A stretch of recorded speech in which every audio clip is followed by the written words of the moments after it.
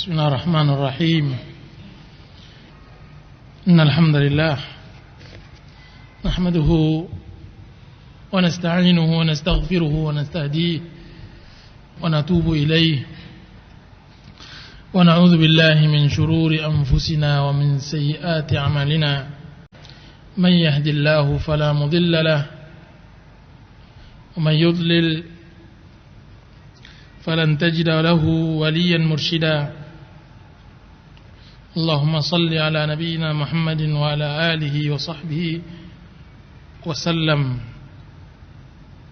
Amma ba'd, kaum muslimin yang dirahmati Allah Subhanahu wa taala, Assalamualaikum warahmatullahi wabarakatuh.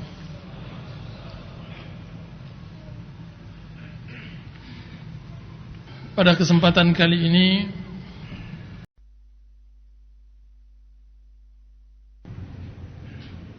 kita akan membahas tentang permasalahan yang sangat mendasar di dalam agama kita,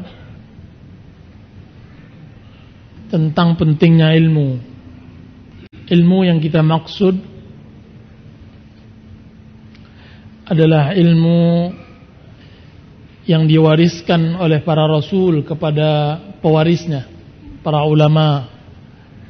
Ilmu yang bisa mendatangkan khasyah dan rasa takut kepada Allah Sang Pencipta.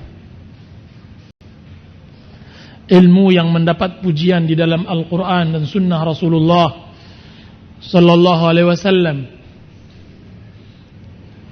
Ilmu yang menyelamatkan seseorang di dunia sebelum diselamatkan dianya oleh Allah Subhanahu Wa Taala di akhirat. Ilmu yang mendatangkan kebahagiaan.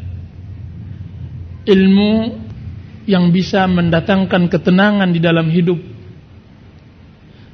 Ilmu yang mendatangkan sakinah dan mawaddah di sebuah rumah tangga. Ilmu yang mengajarkan bagaimana seorang anak berbakti kepada kedua orang tuanya. Bagaimana masyarakat, rakyat mengetahui hak dan kewajibannya kepada pemerintahannya. Ilmu inilah yang dipuji oleh Allah Subhanahu wa taala. Sedangkan ilmu yang lain, maka dia kembali kepada pemiliknya. Jika pemiliknya baik, maka baiklah dia. Jika seandainya dia buruk, maka buruklah ilmu tersebut. Dan biasanya ilmu selain dari ilmu yang diwariskan oleh Allah Subhanahu wa taala ini disifati di dalam Al-Quran sebagai ilmu yang buruk. Ilmunya Qarun dan Fir'aun. Qarun yang mengatakan qala innama utituhu ala ilmin indi. Sungguhnya kekayaanku ini aku peroleh dari utituhu ala ilmin. Aku peroleh kekayaanku ini dari ilmu yang aku miliki. Ini dia ilmu Qarun. Sedangkan ilmu Fir'aun yang menguasai politik, yang menguasai masyarakat, bagaimana dia menyiksa, menindas masyarakat, maka ilmunya sudah sampai pada puncaknya yang dia mengatakan ana rabbukumul a'la. Saya adalah Tuhanmu yang tertinggi. Alaysa hadhil anharu tajri min tahti? Bukankah sungai Nil ini berjalan di bawah kakiku? Dan mereka-mereka inilah yang disifati oleh Allah Subhanahu wa taala dalam surat Yunus. Ya'lamuna zahiran minal hayatid dunya wa hum 'anil akhirati hum ghafilun.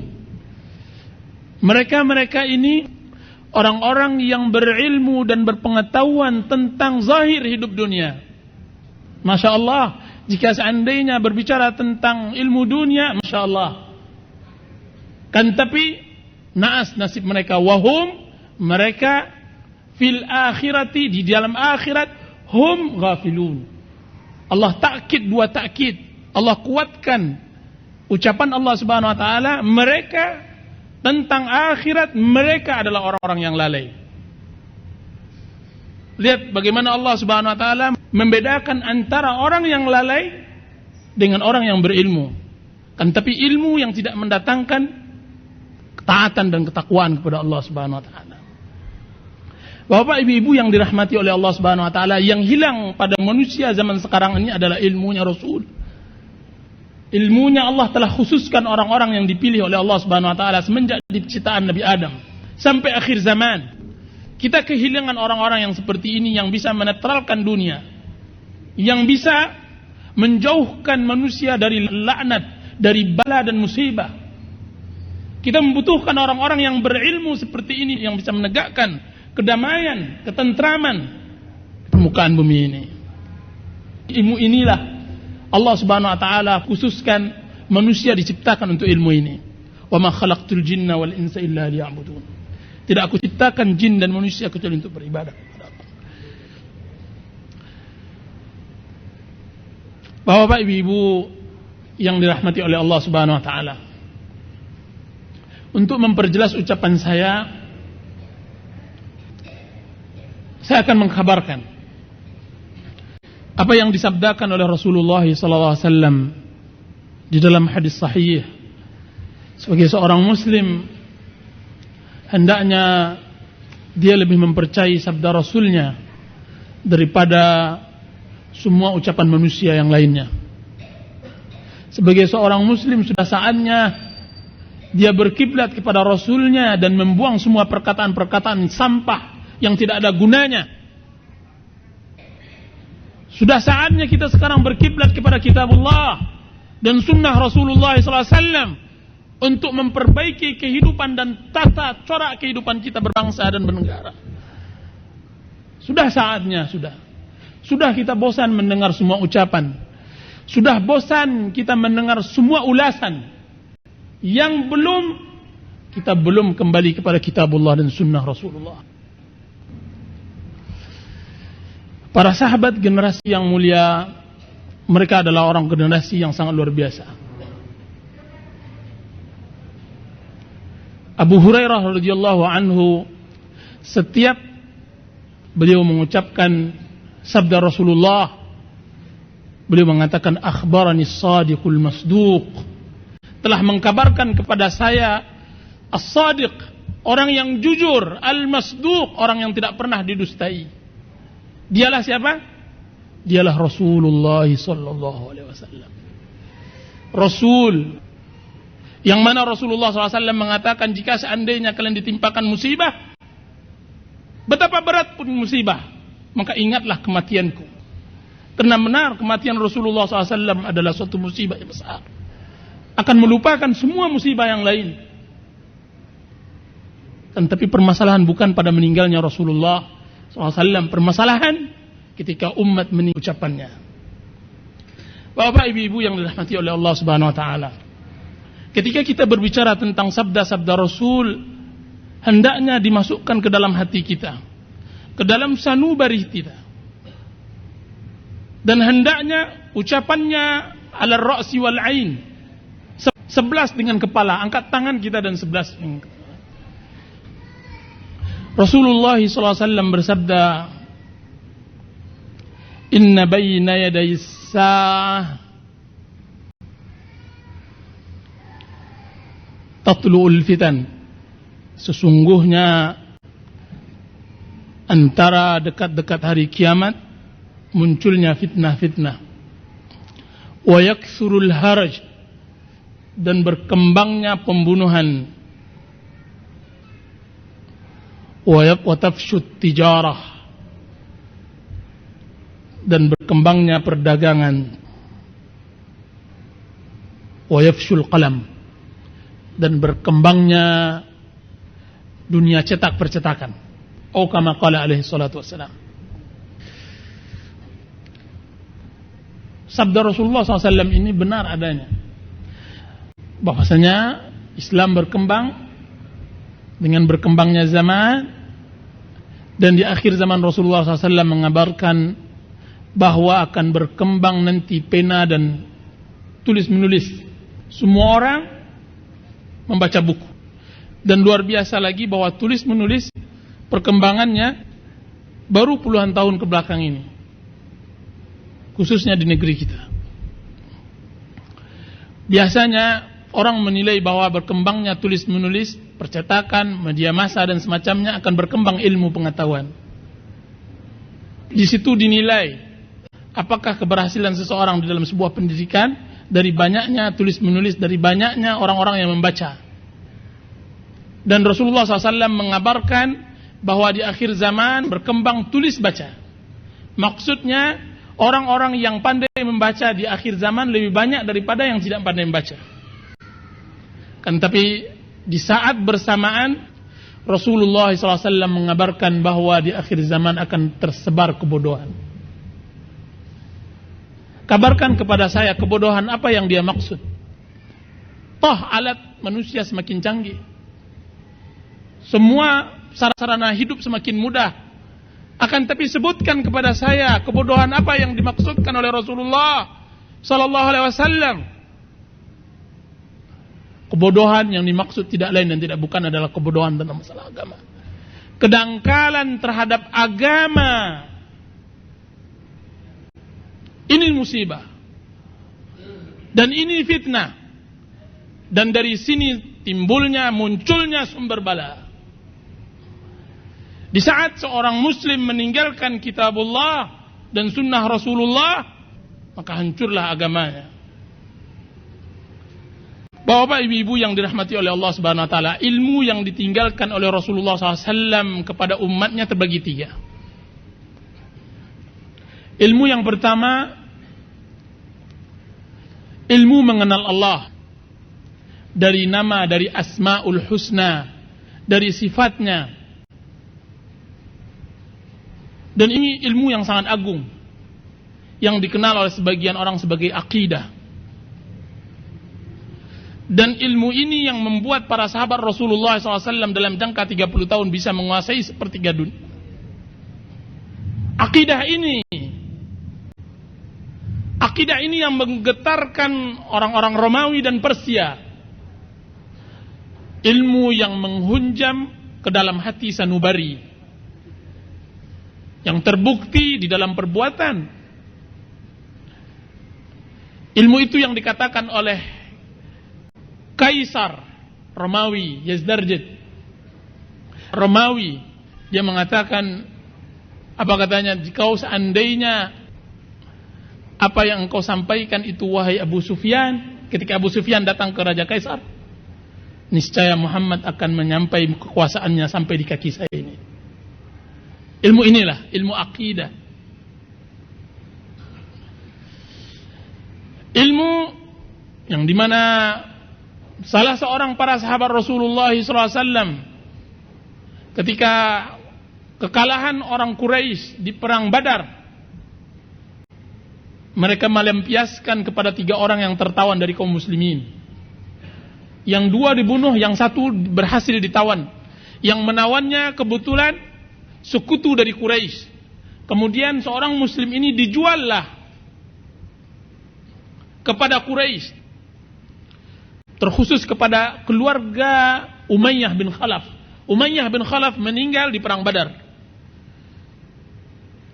Ketika mereka tidak mampu membalas dendam terhadap peperangan, mereka ingin membalas dendam terhadap sahabat Rasulullah Sallallahu Alaihi Wasallam yang ditawan ini dan dibeli dengan harga yang mahal oleh anak-anak Umayyah bin Khalaf.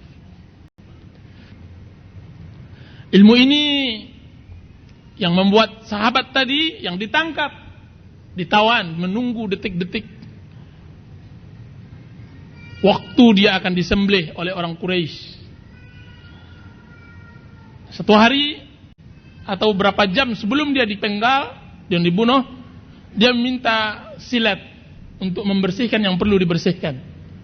Tiba-tiba merangkak cucu Umayyah bin Khalaf kepadanya dan ditangkapnya, menggigil menantu Umayyah bin Khalaf.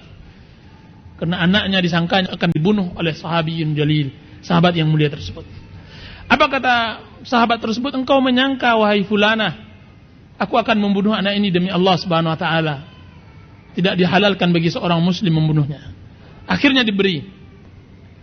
Di tiang gantungan berkata orang-orang Quraisy yang tertinggal, di antaranya Abu Sufyan, Abu Jahal dan Abu Lahab sudah meninggal di perang Badar. Abu Sufyan, apa kata Abu Sufyan? Wahai fulan, apakah engkau mau kedudukan engkau sekarang, posisi engkau sekarang digantikan dengan Muhammad, yaitu nabinya, yaitu Rasulullah SAW. Apa yang dijawab oleh pemuda ini? Demi Allah, wahai Abu Sufyan, sesungguhnya saya tidak rela Rasulullah SAW kena duri di kakinya sedangkan saya dibebaskan. Dalam artian saya lebih rela saya dipancung dan dibunuh sekalipun Rasulullah SAW kena duri. Ilmu inilah ilmu yang membuat keyakinan mereka kepada Rasulullah Sallallahu Alaihi Wasallam. Kita membutuhkan pemuda yang seperti ini. Kita membutuhkan pemuda yang berpikiran kepada akhirat. Ilmu ini yang datang, yang membuat seseorang datang kepada Rasulullah SAW, diantaranya Ka'ab bin Malik. Ka'ab bin Malik, seorang penyair dan pujangga, bahwasanya setelah Rasulullah SAW perang Tabuk dan Rasulullah SAW mewajibkan semuanya berangkat perang, Ka'ab bin Malik tidak ikut perang. Tidak ikut perang, tinggal di rumah, istirahat. Dan setelah berapa puluh hari Rasulullah SAW balik dari perang, yaitu Rasulullah SAW pulang ke Madinah, Rasulullah SAW mulai dari masjid Madinah, mulai berdatangan orang-orang yang meminta uzur kepada Rasulullah untuk tidak berperang. Di antaranya Ka'ab bin Malik datang kepada Rasulullah SAW. Ketika melihat Ka'ab bin Malik, apa kata Rasulullah? Kemarilah wahai Ka'ab, apa yang membuat engkau tidak datang pergi bersama kami perang? Bukankah engkau telah berjanji untuk menjual jiwamu? Bukankah engkau telah berjanji untuk menjual jiwamu, hartamu di jalan Allah? Maka datanglah melangkah sedikit demi sedikit Ka'ab bin Malik. Kemudian dia berkata, ya Rasulullah, jika seandainya sekarang saya berhadapan dengan seseorang selain dari engkau ya Rasulullah, siapapun dia, dari raja-raja atau dari pangeran, dan saya mendapatkan permasalahan yang seperti ini, demi Allah, dengan kepintaran saya berbicara, saya akan keluar darimu dalam keadaan bebas. Akan tapi yang saya takutkan ya Rasulullah, saya sekarang berbicara dusta, dan saya takut turun ayat Al-Quran menerangkan kedustaan saya. Sesungguhnya ya Rasulullah Sallallahu Alaihi Wasallam, tidaklah saya selapang, semudah, sesehat sebagaimana saya tidak ikut perang denganmu. Jujur. Apa kata Rasulullah SAW? Kalau ini yang engkau berikan alasan wahai Ka'ab, pulanglah. Benar engkau, jujur engkau, sampai Allah memutuskan hukumannya. Tuh. Kita butuh laki-laki sekalipun berdosa kan, tapi dia jujur terhadap diri, jujur kepada manusia, dan sebelumnya jujur kepada Allah Subhanahu Wa Taala. Jadilah Ka'ab bin Malik. Setelah kisah ini diwajibkan kaum muslimin untuk mengikutinya. Ya ayyuhalladzina amanu, ya ayyuhalladzina amanu taqullaha wa kunu ma'as sadiqin. Hai orang-orang yang beriman, bertakwalah kepada Allah dan jadilah orang-orang yang jujur seperti Ka'ab bin Malik. Dan musibah di atas musibah ketika seseorang sudah berbuat maksiat kepada Allah, kemudian dia tidak jujur kepada Allah. Inna lillahi wa inna ilaihi raji'un. Ilmu yang kedua, ilmu yang menerangkan tentang hukum dan ahkam, halal dan haram. Dan ilmu yang ketiga, ilmu tentang pengkhabaran umat-umat yang terdahulu dan pengkhabaran kejadian-kejadian yang akan datang. Tiga inilah Al-Quran menerangkan dan sunnah Rasulullah SAW menerangkan. Tidak ada yang keluar dari tiga ilmu ini. Makanya disebutlah Al-Quran, surat Qul Huwallahu Ahad sebagai apa? Sepertiga Al-Quran. Barang siapa yang baca Qul Huwallahu Ahad, maka sama dia telah membaca sepertiga Al-Quran. Kenapa? Karena Qul Huwallahu Ahad menerangkan satu dari tiga bagian ilmu ini. Yaitu apa? Bagian yang pertama, tauhid, asma'ullah dan sifatnya. Sehingga barang siapa yang membaca Qul Huwallahu satu kali, sama membaca sepertiga Al-Quran. Ini faedah, ini pentingnya. Apalagi seandainya dibaca dengan pemantapan, benar-benar mantap, benar-benar yakin, maka dia akan berpengaruh sangat luar biasa di dalam kehidupan seseorang. Jelas kita tidak akan menerangkan tentang bacaan mujarrobat, kata-kata orang. Karena di dalam Islam juga ada bacaan mujarrobat. Kan, tapi tidak sama dengan dijual di pasar loak. Buku-buku mujarrobat, enggak. Itu buku-buku dukun. Al-Quran, sunnah menerangkan bacaan-bacaan doa yang berpengaruh dalam kehidupan seseorang. Bapak-bapak, ibu-ibu yang dirahmati oleh Allah Subhanahu wa taala.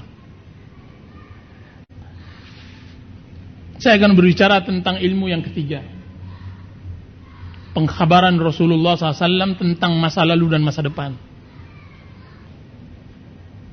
Kan, tapi saya ingin berbicara setengah dari bagiannya, itu pun sebagian kecil dari bagian itu, yaitu bagian masa depan.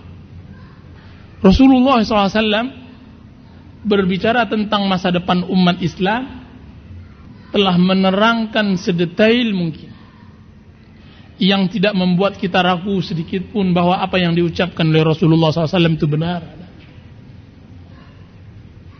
Kita ingin butuh kabar-kabar ini kita terima dari Rasulullah, membuat kita bertambah iman kita kepada Allah Subhanahu wa taala. Makanya saya sering menukilkan nukilan Buya Hamka rahimahullah tentang gurunya Sultan Mansur, dan dia sangat kagum sekali kepada Sultan Mansur. Apa kata Buya Hamka? Kebiasaan di pengajian Buya Sultan Mansur, dia selalu ketika melihat Al-Quran di hadapannya, dia mengatakan, kami sekarang baru beriman kepada engkau, wahai kita. Sekarang baru saya beriman kepada engkau, ya Allah. Asyhadu an la ilaha illallah. Benar apa yang engkau ucapkan ya Rasulullah, asyhadu anna Muhammadur Rasulullah. Dia katakan begitu. Kadang-kadang dia sendirian, dia mengucapkan begitu. Apa yang engkau ucapkan benar ya Rasulullah. Tidak ada dusta sedikit pun. Apa kata Buya Hamka? Bagi orang yang pertama kali mendengar ucapan guru saya tersebut, mungkin menyangka dia adalah orang gila. Apa dia selama ini tidak percaya bahwa Tuhannya adalah Allah Subhanahu wa taala? Atau ada seorang muslim yang meragukan bahwa Muhammad adalah Rasulullah sallallahu alaihi wasallam? Akan tetapi sebenarnya kajian bukan sebatas zahir. Kajian yang disampaikan oleh Sultan Mansur adalah kajian yang sampai ke lubuk hati. Kajian yang dalam. Kajian yang menyentuh pori-pori kalbu dan sanubari. Dia meyakini ketika dia mengucapkan sekarang, benar aku akui engkau ya Allah sebagai Tuhanku.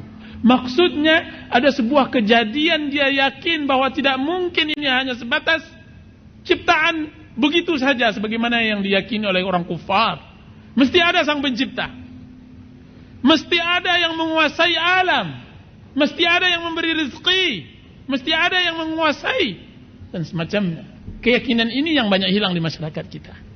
Semua orang tahu, sampai anak kecil tahu bahwasanya Allahnya adalah Allah.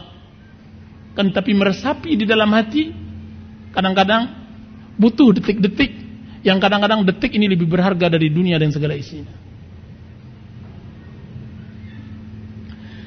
Dan kadang-kadang Rasulullah SAW dikatakan begitu, baru sekarang saya beriman kepada engkau ya Rasulullah. Maksudnya apa? Kadang-kadang kita pernah mentelaah sebuah hadis, kemudian tercocokkan di dalam kehidupan, maka langsung kita ucapkan sadaqallah wa sadaqa Rasulullah. Telah benar Allah dan telah benar Rasulullah SAW. Membuat menambah keimanan, menambah ketakwaan. Ini yang penting bagi kita untuk mempelajari masa depan umat Islam. Rasulullah SAW telah mengkabarkan kepada kita apa yang disebut oleh beliau sebagai fitnah, atau tepatnya fitnah akhir zaman. Dan akhir zaman ini jangan menyangka bahwa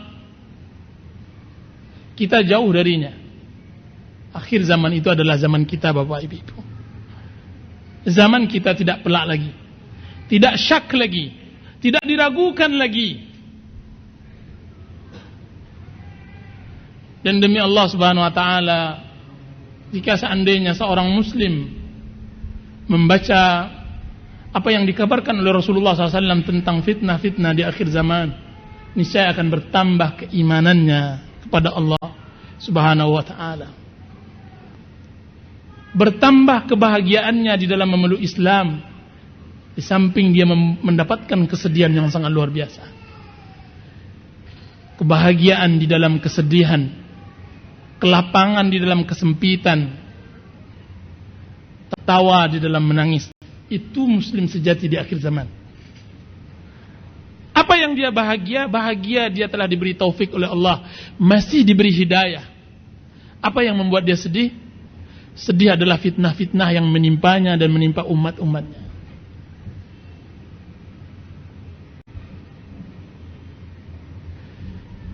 Dan cerita tentang masa depan, Rasulullah SAW sudah kebiasaan para sahabat untuk duduk bersama di majlis-majlis seperti ini dan mereka berbicara.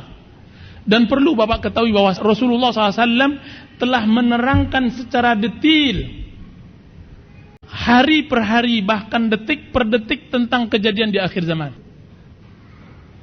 Itu yang disebutkan oleh Hudzaifah bin Yaman, bahwasanya Rasulullah SAW pernah berkhutbah pengajian seperti ini dari subuh sampai tenggelam matahari, menerangkan mulai diciptakannya Adam sampai terbitnya matahari dari barat.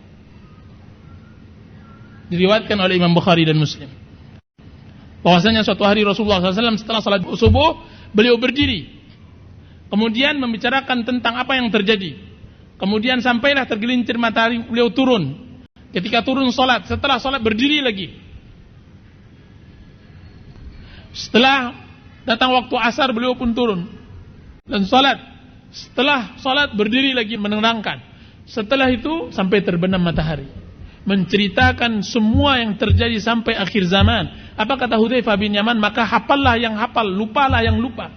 Demi Allah, setiap kejadian yang terjadi setiap zaman, seakan-akan baru saya teringat ucapan Rasulullah SAW pada waktu itu. Maka kita tidak perlu datang ke dukun lagi, kita tidak perlu datang ke tukang tenun lagi, kita tidak perlu datang kepada paranormal dan semacamnya untuk menanyakan tentang berita akhir zaman. Subhanallah, pemuda yang terbaik pada zaman tersebut. Apa kata Dajjal? Kalau begitu engkau akan lihat bahwa aku adalah Tuhanmu. Maka dibelahlah pemuda tersebut. Ketika dibelah dari kepala sampai tengah badannya, dibelah kiri ke kanan, kemudian Dajjal melewati. Kemudian mulailah orang-orang sekeliling Dajjal bersorak dan bertepuk. Mereka mengatakan, engkau adalah Rabb kami, engkau adalah Tuhan kami. Hidup Dajjal, hidup Allah. Kemudian dia bertepuk dada, wahai kaumku, umatku, barukah kalian tahu sekarang aku adalah Tuhan kalian? Semuanya mengatakan, betul, engkau adalah Tuhan kami. Maka dihidupkan pemuda itu lagi. Wahai fulan, sekarang engkau akuikah aku adalah Tuhanmu? Apa kata pemuda tersebut? Demi Allah, wahai Dajjal, saya bertambah yakin bahwa engkau adalah Dajjal sebagaimana yang telah kabarkan oleh Rasulullah SAW. Keimanan yang mantap, keimanan yang sangat luar biasa. Bapak-bapak, ibu-ibu yang dirahmati oleh Allah Subhanahu wa taala, ada permasalahan yang sangat mendasar yang sekarang menjadi fitnah zaman, terkhusus negeri kita, yang saya yakin yang hanya bisa selamat kaum muslimin yang berpegang teguh dengan sunnah Rasulullah sallallahu alaihi wasallam. Dan ini mengkhawatirkan bagi seorang muslim yang baik, yaitu tentang permasalahan hubungan pemerintah dengan rakyatnya, hubungan kaum muslimin dengan pemerintahannya. Sebagai muslim yang baik, tentang masalah pemerintah yang zalim, tentang masalah pemerintah yang tidak bijaksana, tentang masalah pemerintah diktator dan durjana, masalah yang tidak asing lagi bagi dia. Telah 1400 tahun yang lampau Rasulullah telah mengkhabarkan. Akan tapi yang masalah tidak adanya kaum muslimin yang berkiblat terhadap tunjuk dan nasihat Rasulnya yang mulia tentang perintah bersikap terhadap pemerintahan tersebut. Ini yang bersalah. Masalah bagi kita bukan tidak sekali dua kali Rasulullah SAW mengkhabarkan bahwa akhir zaman akan ada penguasa-penguasa yang zalim. Badan mereka badan manusia, akan tapi hati mereka hati syaitan. Hadisnya sahih.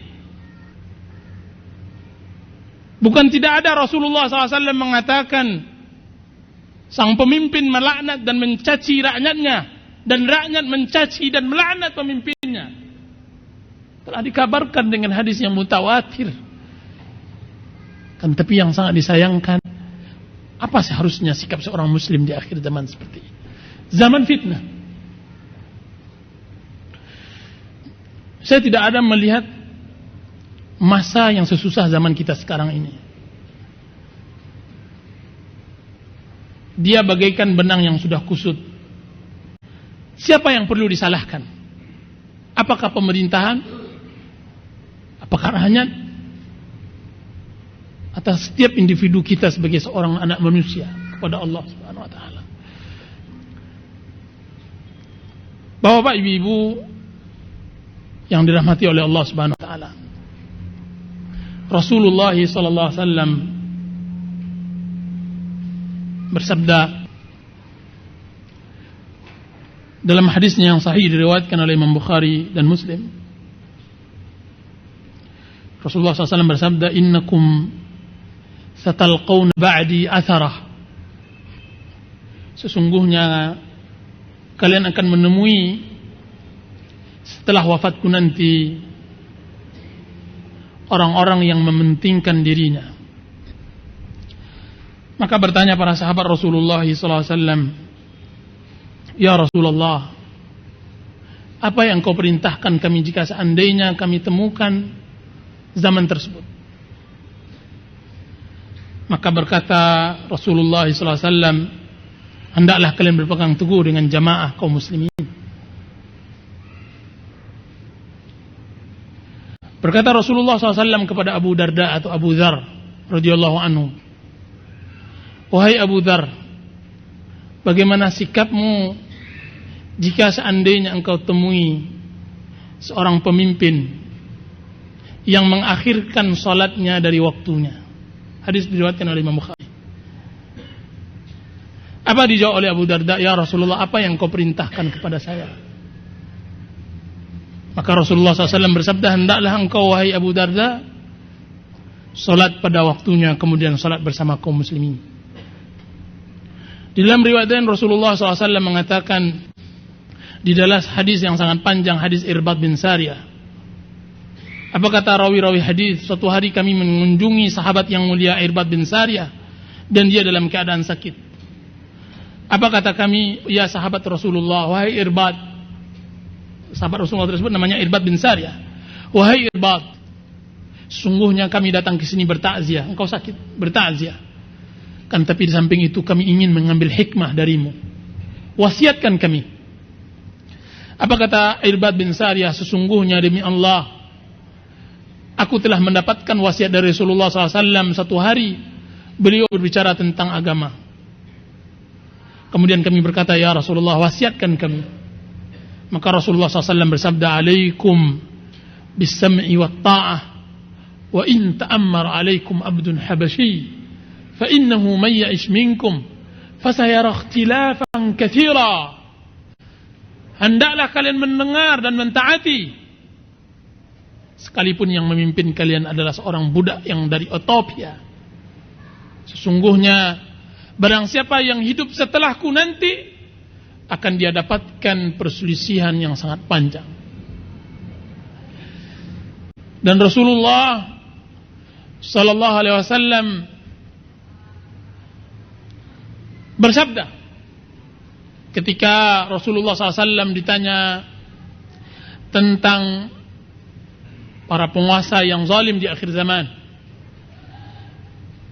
Apa kata para sahabat? Ya Rasulullah, apa kami tidak angkat senjata melawan mereka? Maka Rasulullah SAW menjawab, la, tidak, illa an tarau kufran bawahan, sampai kalian melihat kekufuran yang nyata, yang dapat nantinya kalian di sisi Allah bisa menjadikan hujjah. Dalam riwayat ini disebutkan, la, tidak, selagi mereka mendirikan salat. Dalam riwayat lain mengatakan, la, wa in darabu zahraka wa akhadhu malaka. Tidak dibenarkan kalian membangkang dan memberontak, sekalipun mereka mengambil hartamu dan memukul punggungmu. Isbiru, bersabarlah, hatta talqauni alal haud, sampai kalian bertemu denganku nanti ke telaga Kautsar. Bapak ibu yang dirahmati oleh Allah Subhanahu wa taala, ini yang kita tidak punya. Bersabar terhadap pemerintahan yang zalim. Sehingga keadaan bukan malah menjadi tenang, kan, tapi keadaan menjadi kacau balau. Semuanya sudah ditunggangi. Orang-orang yang punya kepentingan sudah memasuki. Jadilah kaum muslimin merasa bersedih dan mengulap dada. Seakan-akan sebagaimana yang disabdakan oleh Rasulullah, hadis yang diriwayatkan oleh Imam Muslim, tidaklah datang di hari akhir zaman sampai seseorang lewat ke kuburan saudaranya dan dia mengatakan, demi Allah, alangkah indahnya saya menempati tempatnya, karena sudah susahnya hidup di dunia ini.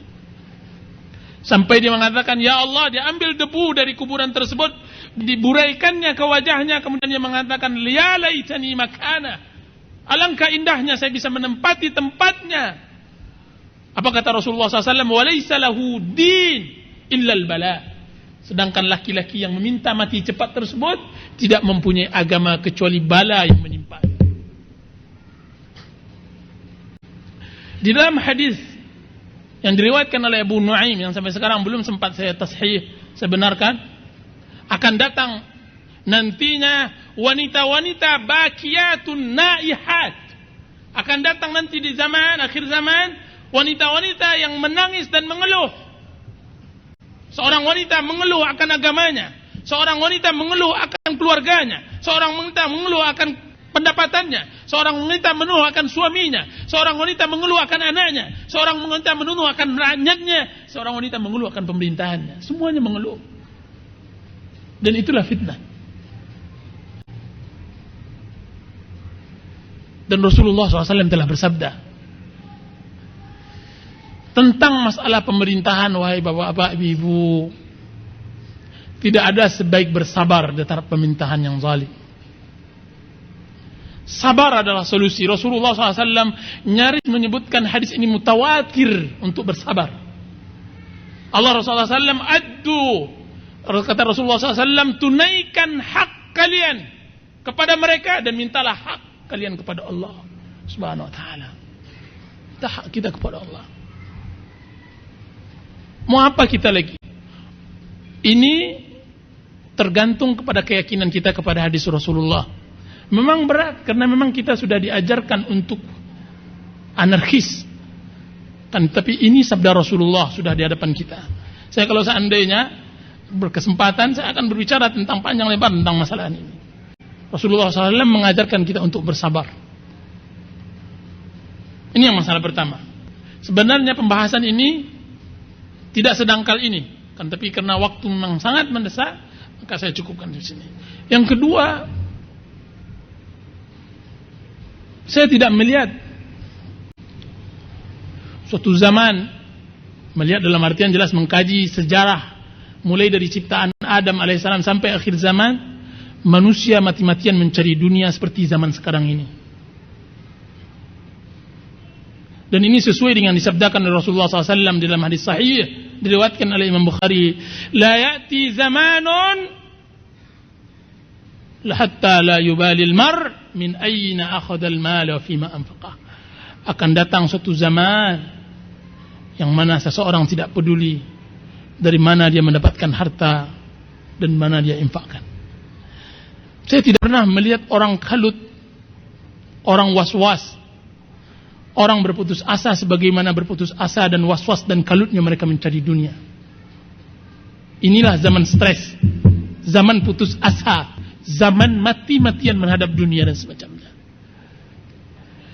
Saya tidak tahu apakah kedangkalan terhadap agama atau memang kita sudah hidup di zaman aman materi. Rasulullah SAW mengatakan, "Badiru bil a'mali." Hendaklah kalian bersegera beribadah kepada Allah Subhanahu wa taala. Ini ucapan kepada sahabat Rasulullah. Fitanan ka qita'al lailil muzlim. Sebelum datang fitnah bagaikan malam di kegelapan hari. Yusbihur rajulu mu'minan wa yumsi kafira. Pagi harinya dia beriman, sore harinya kafir. Wa yumsi mu'minan wa yusbihu kafira. Sore harinya dia mukmin dan pagi harinya kafir. Lihat bagaimana dia hidup, mudah saja dia untuk beriman dan kafir mudah. Apa yang terjadi pada dirinya? Yabi'u dinahu bi'aradin minad dunya. Dia jual agamanya hanya untuk lembaran dunia. 100.000 rupiah. Dia halalkan riba. 100.000 rupiah. Dia halalkan judi. Dan dia rela memberikan makan anak istrinya. Tidak peduli. Pertanyaan apakah halal haram bukan pertanyaan, bukan perkaranya mereka. Pakai istilah mereka, untuk mencari yang haram saja sulit apalagi yang halal. Subhanallahal-azim. Ini zaman kita sekarang ini. Makanya Rasulullah SAW bersabda, akan datang suatu zaman yang nyaris yang terbaik pada zaman tersebut, seseorang yang mengembala kambingnya di ujung dan di puncak bukit, kemudian dia makan dari gembalaan tersebut, jauh dari dunia manusia. Dan dengan demikian saya cukupkan pertemuan kali ini. Wassallallahu ala nabiyyina Muhammadin wa ala alihi wa sahbihi wasallam. Dan terima kasih atas kehadirannya. Dan silahkan Bapak-Bapak memberikan kesimpulannya dari apa yang kita sampaikan, karena dia pembahasan sangat luas. Terlebih dan terkurang saya mohon maaf. Wassalamualaikum warahmatullahi wabarakatuh. Pertanyaannya sangat bagus sekali Bapak. Pertama tentang masalah Dajjal. Dajjal bukanlah sesuatu yang datang dari diri kita. Tidak. Dajjal bukanlah sifat. Akan tapi Dajjal adalah manusia dari keturunan anak Adam. Bahkan disebutkan bahwa Dajjal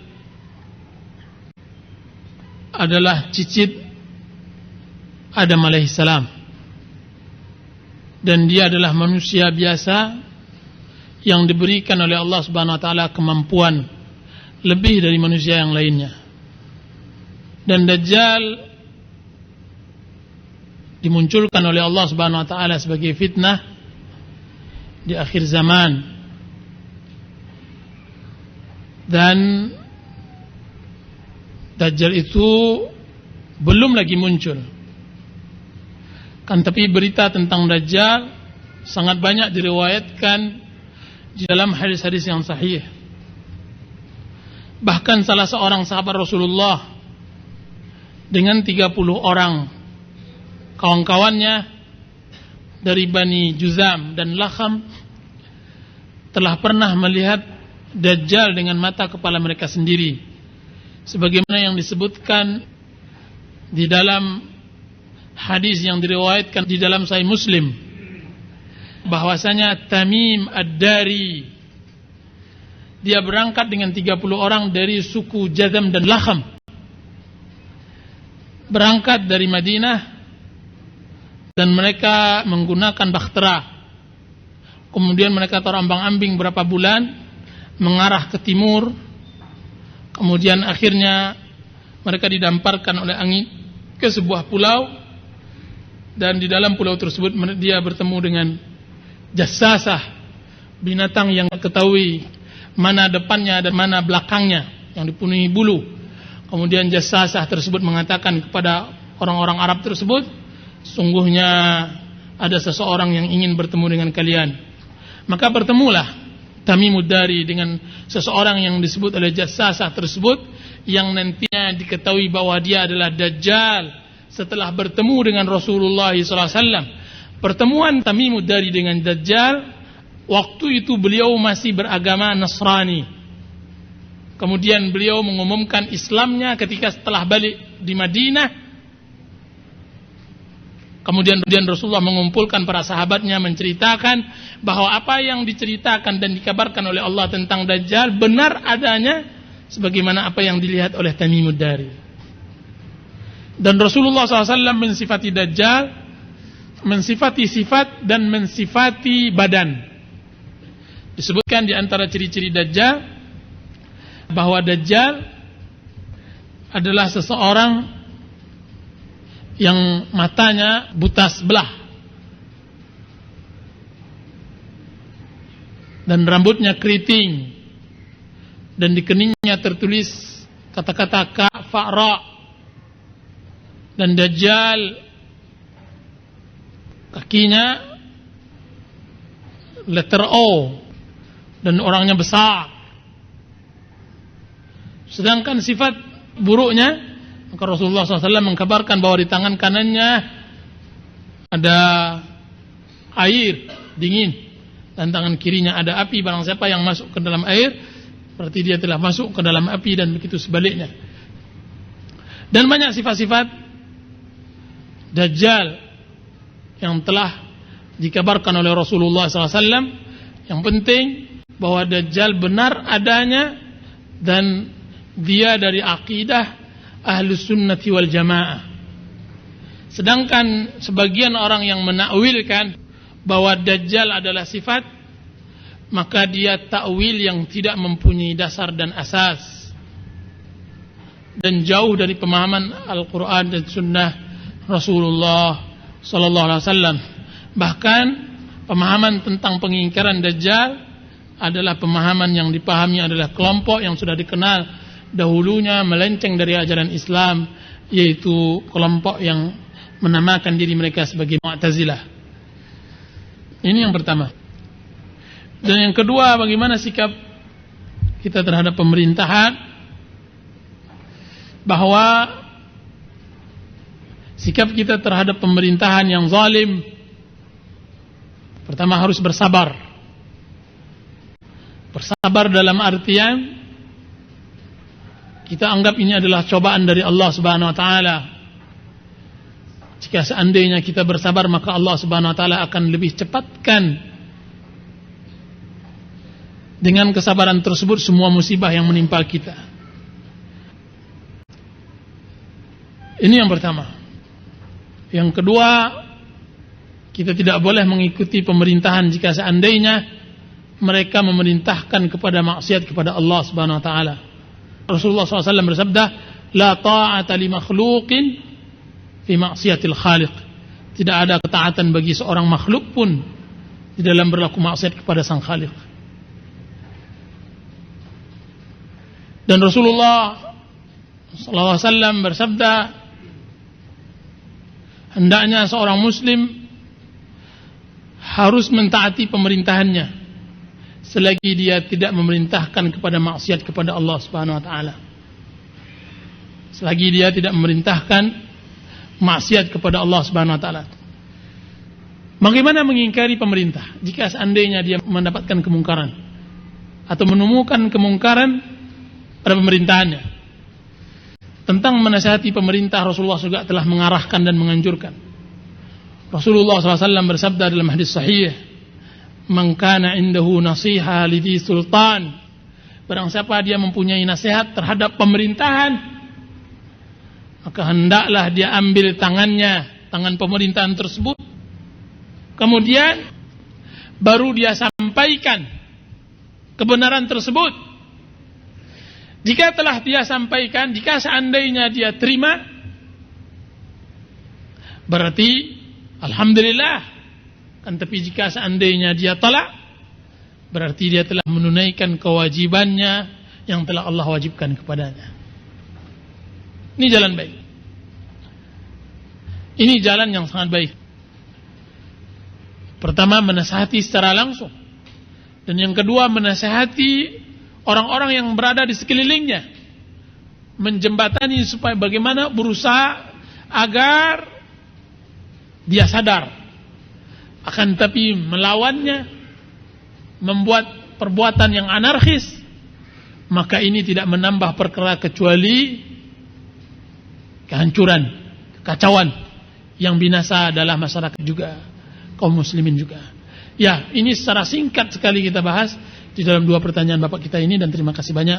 Wassallallahu ala nabiyina Muhammadin wa ala alihi wasallam. Ya, wallahu taala a'lam.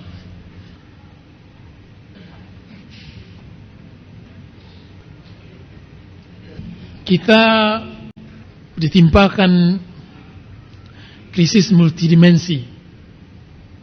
Dan ini nasihat kepada para pemuda, bahwa seharusnya sekarang sudah mulai kita tanamkan kepercayaan diri terhadap diri kita sebagai seorang muslim. Percaya diri inilah yang kurang pada kaum muslimin. Kita kurang percaya diri akan apa yang akan kita pegang dari sebuah keyakinan. Kita butuh pemuda-pemuda yang yakin dari apa yang dia yakin. Kita melihat, saya rasa yang saya sebut pemuda bukan berarti yang umurnya baru 20-30 tahun. Kan tapi pemuda yang mempunyai semangat sekalipun dia sudah tua. Kita butuh kaum muslimin yang mempunyai percaya diri yang tinggi, kemudian dia bangga dengan Islamnya. Dia berani mengatakan, saksikanlah aku sebagai seorang muslim. Dan ini sangat menyedihkan kalau seandainya kita lihat di dalam kehidupan sehari-hari. Bukan permasalahan percaya diri, bukan hanya sebatas permasalahan problema anak-anak muda kita. Dan kita juga masih muda, yang bertukar tampang, bertukar corak, bertukar mode, tren dan semacamnya sesuai apa yang dihembuskan oleh orang-orang kufar.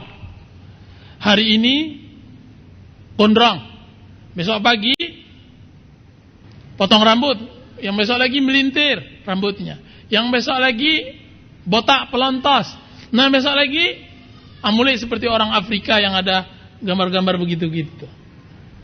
Tidak ada percaya diri pada jiwa diri anak-anak muda kita. Dan tidak kalahnya kaum muslimin yang lain, yang maupun yang sudah tua juga. Tidak ada keyakinan terhadap apa yang dibawa. Sekarang dahulu hitam, sekarang putih. Dahulu orang tren pakai kopiah hitam, sekarang putih. Kita butuh ciri khas. Kita boleh membuat sesuatu yang ada ciri khas pada diri kita. Ini secara pribadi kita mengkaji masalah psikologi diri. Akan tapi ada yang harus kita tunduk kepadanya, yaitu ciri khas Islam. Goncanglah dunia, gempalah bumi, kan tapi kita tetap bangga dengan keislaman kita. Dan memang sangat luar biasa kita hidup atau kita berada di negeri yang memang tidak mempunyai percaya diri. Atau kalau boleh saya katakan, negeri kita khususnya Asia Tenggara, kita ini ASEAN. Secara umum adalah masyarakat yang kurang percaya diri terhadap diri dibandingkan dengan bangsa-bangsa lain. Orang bangsa lain sangat luar biasa percaya dirinya sekalipun dia kafir. Ini akan terasa kalau seandainya kita bergaul dengan orang-orang bangsa lain. Kita terasa bagaimana kita menjadi orang yang sangat-sangat menjadi anak manis ketika berada di bangsa lain. Akan tapi coba lihat anarkisnya kita ketika di bangsa kita. Apa kata orang Arab di Mekah? Kami tidak pusing jika seandainya 1 juta umat Indonesia, kata. Tapi kami pusingkan 1 orang Afrika. Kenapa? Karena amat kita di sana menjadi anak-anak yang manis. Tapi ketika saya bisikkan, antum tahu bahwasanya demonstrasi yang terbesar sepanjang sejarah adalah negeri kami. Baru dijaga posko Indonesia oleh tentara di Arab Saudi kemarin, tahun 97-an, 98. Kenapa? Kita anak-anak manis. Di kampung orang ialah kepala menunduk. Tapi cobalah kampung kita sendiri, nantang begini dan sebagainya. Ini tidak bagus. Kalau berani dimanapun kita harus berani. Kalau memang tunduk, tidak merendahkan diri tapi tawadhu. Ini yang harus ditanamkan kepada pemuda. Bagi para gadis-gadis misalnya, jangan merasa minder dengan adanya jilbab. Lihatlah para pemuda kita, alhamdulillah sudah mulai tumbuh di kampus-kampus, di universitas-universitas, bagaimana mereka bangga dengan jenggot mereka. Sebutlah oleh orang tua, kami tidak peduli akan, tapi ini adalah ajaran yang kami anut. Bagaimana pemuda-pemuda di kampus-kampus, alhamdulillah sudah bangga dengan meletakkan Al-Quran di dalam sakunya. Di saat pemuda-pemuda lain bangga dengan meletakkan rokok filternya di sakunya. Dia bangga dengan itu. Dan kita butuh jutaan pemuda yang seperti ini, yang menggetarkan orang-orang kufar. Sebagaimana yang telah dididik oleh Rasulullah SAW para sahabatnya. Saya nukilkan sebuah cerita yang mudah-mudahan ada faedahnya. Kita tahu bahwa peperangan yang sangat mengganaskan, yang sangat mengerikan adalah perebutan daerah atau negeri Palestina. Pada zaman Umar bin Khattab radhiyallahu anhu. Sampai berbulan-bulan. Ketika itu terputuslah semua makanan karena kaum muslimin mengepung Palestina tersebut dari tangan orang kufar. Ketika dikepung mereka menyerah. Maka berkata para pendeta mereka bahwa kami menyerah dengan syarat. Apa kata Amr bin As? Apa syarat kalian? Hendaknya yang menerima langsung kunci gerbang Palestina adalah khalifah kalian, yaitu Umar bin Khattab radhiyallahu anhu. Ketika itu kirimlah oleh Amr bin As sang panglima kepada atasannya Umar bin Khattab bahwasanya Palestina mau menyerahkan negaranya dengan syarat engkau wahai Amirul Mukminin datang langsung ke Palestina. Apa yang terjadi? Umar sebagai seorang pemimpin yang memang tidak ada tandingannya di dunia ini kecuali Rasulullah dan Abu Bakar, dia berkata, saya tidak akan mengorbankan harta kaum muslimin. Dipanggilnya budaknya, marilah saya dengan engkau berangkat ke Palestina. Tapi perlu engkau tahu bahwasanya kendaraan hanya satu, yaitu onta. Kita berangkat sekarang dengan perjanjian bahwa setelah berapa kilo atau farsakh saya naik, engkau yang membimbing onta tersebut. Ketika sudah sampai berapa farsakh tujuan kita, engkau naik, saya yang membimbing onta. Dan subhanallah, ketika di Palestina, sudah hampir dekat-dekat di Palestina, jatah yang berada di atas adalah budaknya, dan jatah yang menggiring adalah Umar bin Khattab sang khalifah.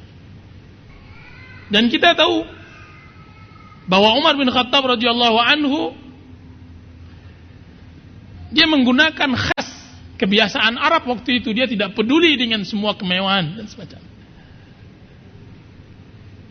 Pakaian yang compang-camping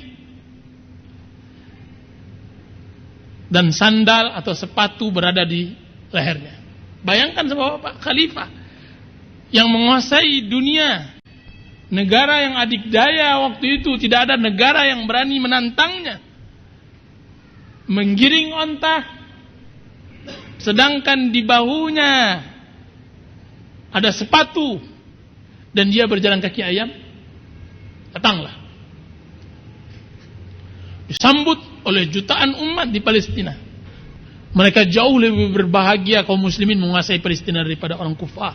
Karena beratnya pajak yang didera oleh mereka selama bertahun-tahun.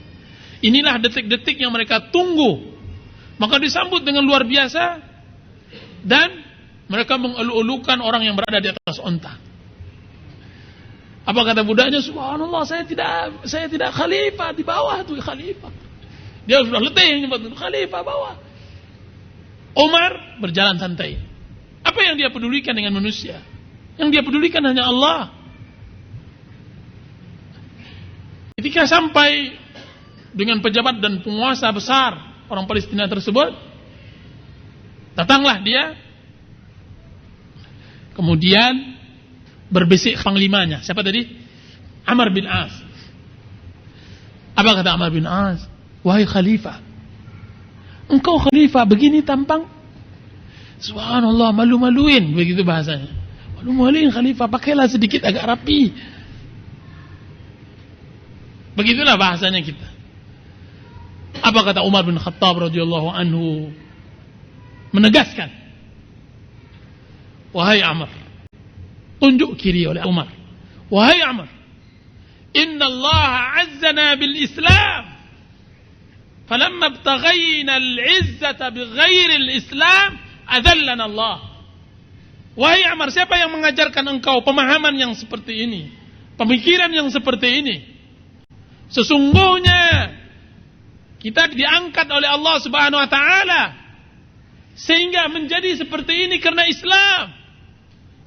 Ketika kita mencari kekuasaan dan kejayaan, kewibawaan selain dari Islam, Allah akan menghinakan kita. Ketika kita mencari kekuasaan dan kejayaan, kewibawaan selain dari Islam, Allah akan menghinakan kita. Siapa saya, wahai Amr, sehingga saya dijadikan oleh orang-orang seperti ini? Kalau tidak, bukan karena Islam, saya adalah seorang pengembala yang dipukul oleh ayahnya.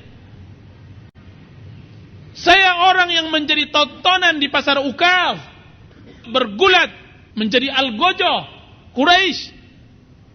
Siapa yang mengangkat saya dengan ini kecuali tidak lain tidak bukan Islam. Bukan dengan pakaian ini dan bukan dengan pakaian sepatu yang berada di tangan saya ini. Menunjukkan Islam bukanlah rancak di labuh. Kita yang paling banyak menghabiskan waktu kita, bapak-bapak, ibu-ibu, masalah yang tidak inti.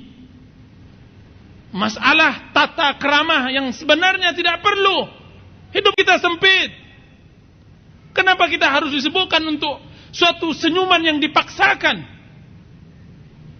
Salaman yang harus dipaksakan. Kita ingin hidup bebas. Kita ingin duduk santai. Kita tidak ingin dihormati berlebihan oleh orang. Begini seharusnya Islam. Dan begini kita seharusnya mencari kejayaan. Jadi pertanyaan tentang yang ditanyakan tentang masalah ini, pertanyaan yang sangat mendasar sekali. Kalau seandainya kita yakin akan keislaman kita, maka semuanya akan mudah. Kan tapi dia tidak lain dan tidak bukan apa yang dikatakan oleh bapak sosial atau bapak yang pertama kali menemukan ilmu sosial, yaitu Bapak Ibnu Khaldun rahimahullahu ta'ala. Dalam kitab muqaddimahnya dia mengatakan sudah menjadi tradisi umat dari sepanjang sejarahnya bahwa umat yang ditaklukkan dan kalah mengikuti tradisi umat yang menang. Dan kita adalah umat yang ditaklukkan dan kalah. Dan kita sekarang menuju apa yang disabdakan oleh Rasulullah SAW di dalam hadis sahih, la tattabi'unna sanana man kana qablakum hadwal qudzati bil qudzah hatta law dakhalu juhra dabbin la dakhaltumuh. Demi Allah, kalian akan mengikuti tradisi umat-umat sebelum kalian, sampai kalau seandainya mereka masuk ke lubang binatang dab, maka kalian akan masukinya. Maka ditanya oleh para sahabat, ya Rasulullah, siapa yang kami ikuti? Apakah orang-orang Yahudi dan Nasrani? Maka dijawab oleh Rasulullah, siapa lagi kalau bukan mereka? Dalam riwayat lain, apakah kami akan mengikuti orang Majusi dan Romawi? Maka Rasulullah mengatakan, siapa lagi kalau bukan mereka? Dan Rasulullah SAW mengatakan, sesungguhnya umat ini akan dijadikan makanan yang direbutkan. Tatada'a alaikumul umamu kama tatada'al akalatu ala qas'atiha. Bahwasanya bangsa-bangsa akan memperebutkan kalian bagaikan makanan yang diperebutkan di atas panci. Ditanyakan oleh para sahabat Rasulullah SAW, ya Rasulullah, awa min qillatina yawma idzin? Apakah kami waktu itu sedikit sehingga kami diperebutkan? La, bal antum yawma idzin katsir. Tidak, waktu itu kalian sangat banyak sekali. Walakinnakum ghusaa'un ka ghusa'is sayl. Kan tapi kalian adalah buih bagaikan buihnya banjir. Wala yaqdhifannallahu fi qulubikumul wahan wala yanzi'annallahu min qulubi aduwikumul mahabata minkum. Allah akan menimpakan kepada kalian penyakit wahan dan Allah akan mencabut dari hati musuh kalian rasa takut kepada kalian. Ditanya oleh para sahabat Rasulullah, wa mal wahnu ya Rasulullah? Apa itu wahan ya Rasulullah? Maka disebut oleh Rasulullah SAW, hubbud dunya wa karahiyatul maut. Cinta akan dunia dan benci akan akhirat. Ini dia inti malapetaka kita. Ini inti dari kita tidak percaya diri. Cinta akan dunia dan benci akan akhirat. Dan sadaqa Rasulullah sallallahu alaihi wasallam. Telah benar apa yang disebutkan oleh Rasulullah sallallahu alaihi wasallam. Tidak ada dusta sedikit pun. Wallahu taala a'lam.